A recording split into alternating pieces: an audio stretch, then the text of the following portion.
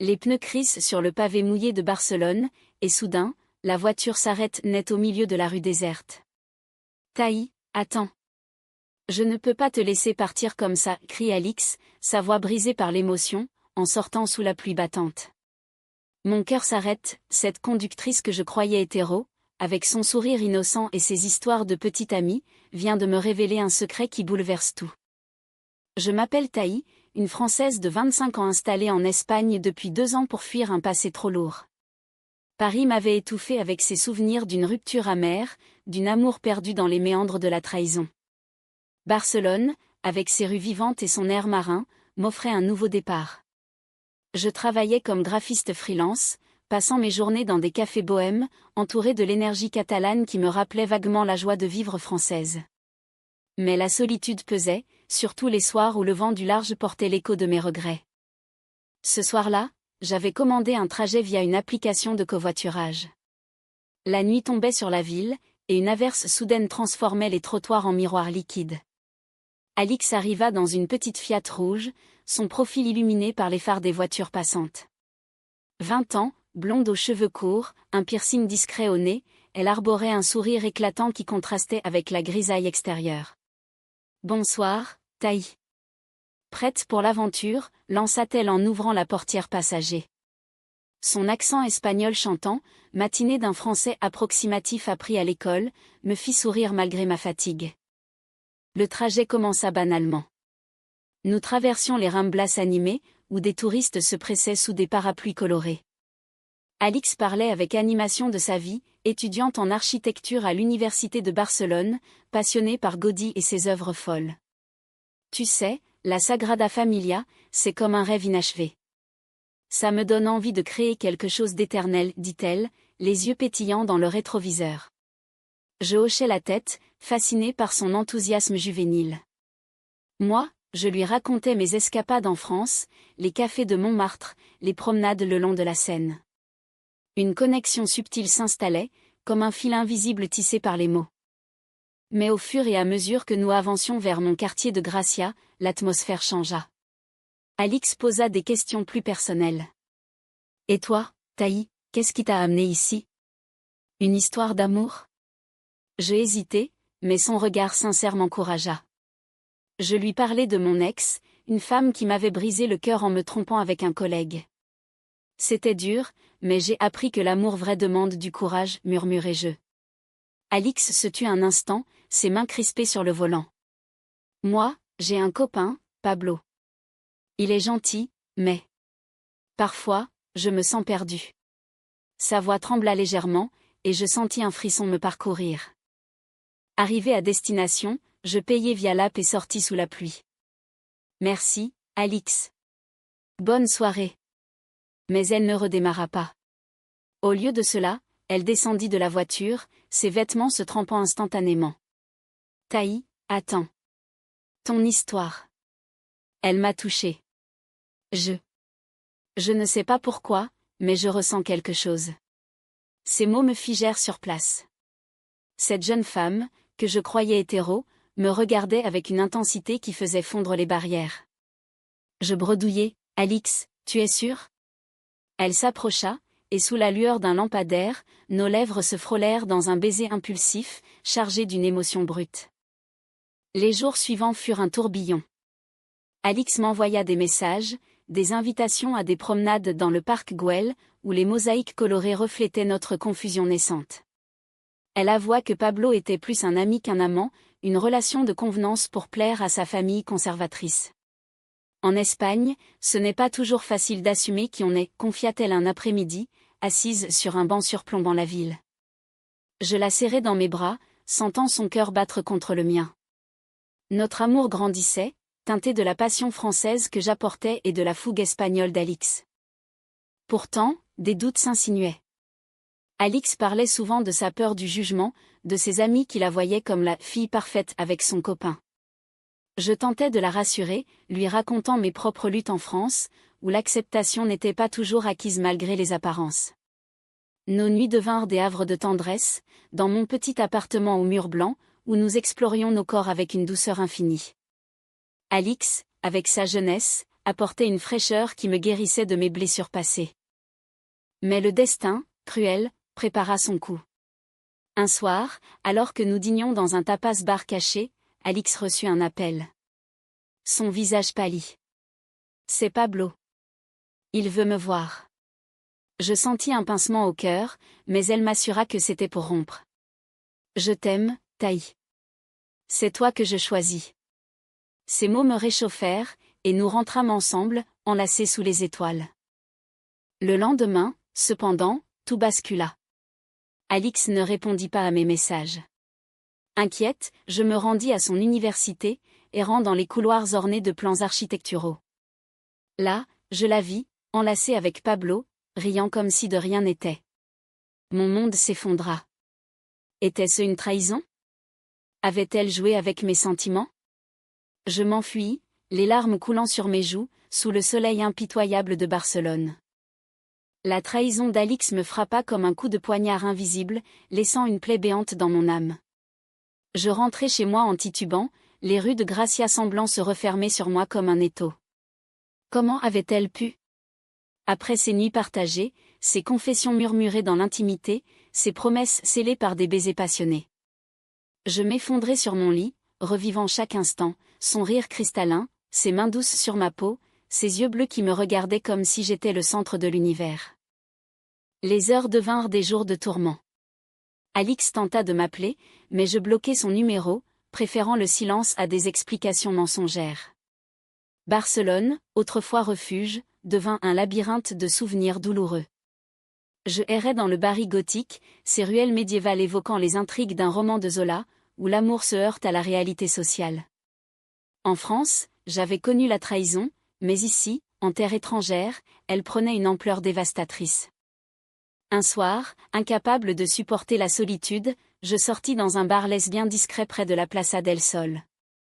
Là, au milieu de femmes riant et dansant, je rencontrai Sofia, une Espagnole de 30 ans aux cheveux noirs et au sourire chaleureux.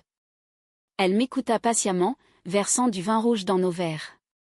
L'amour, c'est comme la flamenco, passionné, mais parfois douloureux, dit-elle avec sagesse.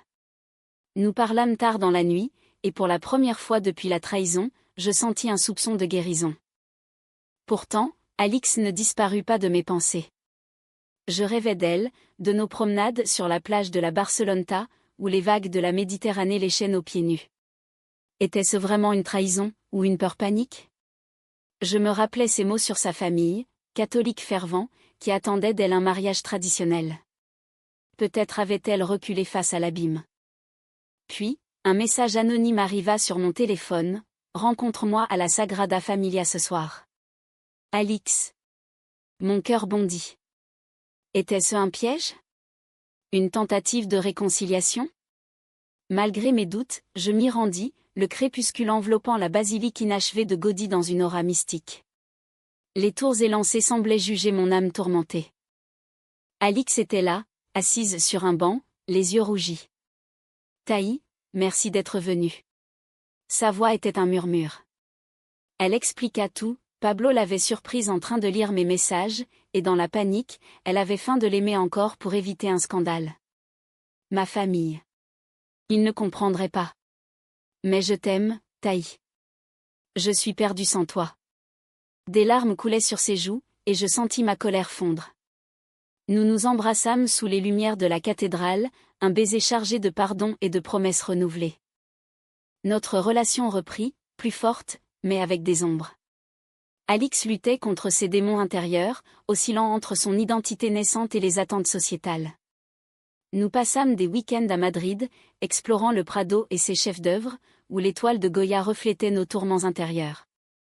Regarde, Taï, ces ombres.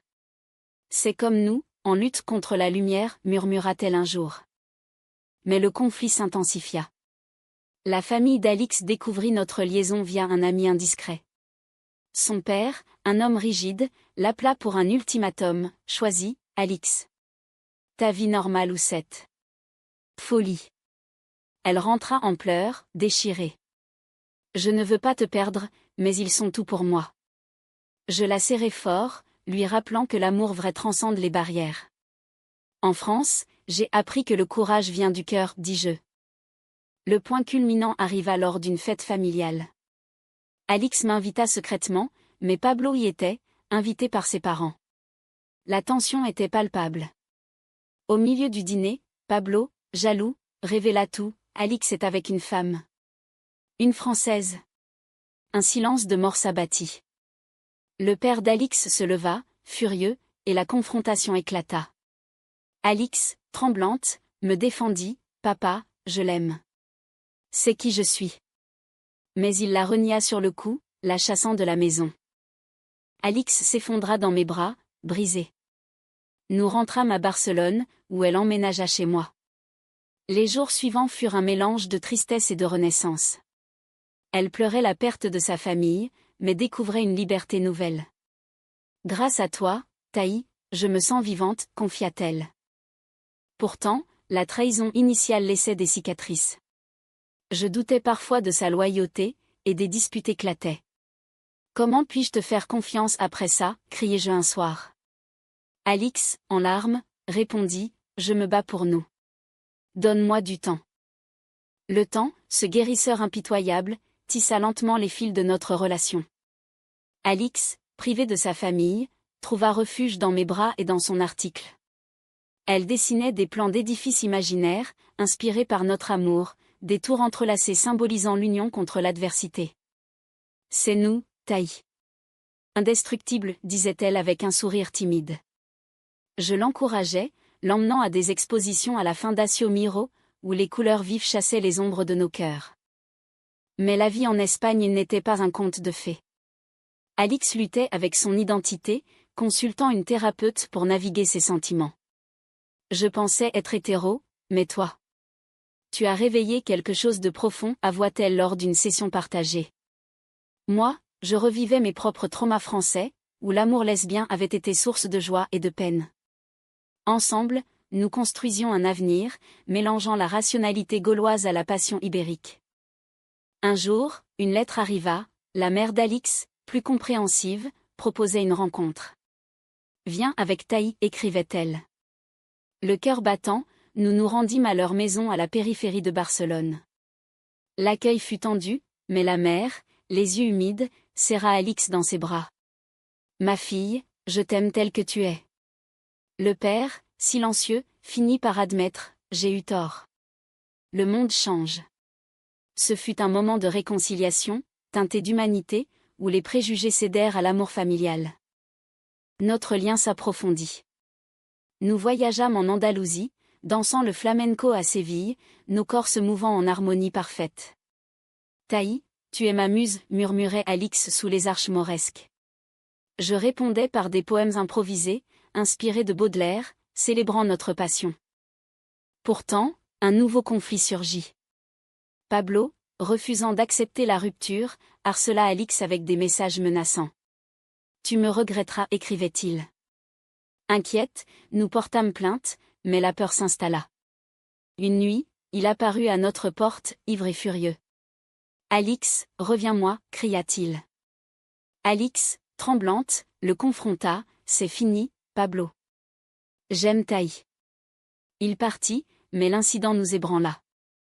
Ce fut le catalyseur d'une réflexion profonde. Alix décida de s'affirmer publiquement, postant sur les réseaux une photo de nous deux, main dans la main devant la Casa Batlló. Mon amour vrai, légende ATL. Les réactions furent mitigées, soutien de ses amis progressistes, silence de certains. Mais elle se sentit libérée. Moi, je contemplais notre parcours, de la surprise post-trajet à cette union solide. Alix, tu m'as changé, lui dis-je un soir sur la terrasse, surplombant la ville illuminée. Elle sourit: et toi, tu m'as donné le courage. Les mois passèrent, et notre vie s'équilibra.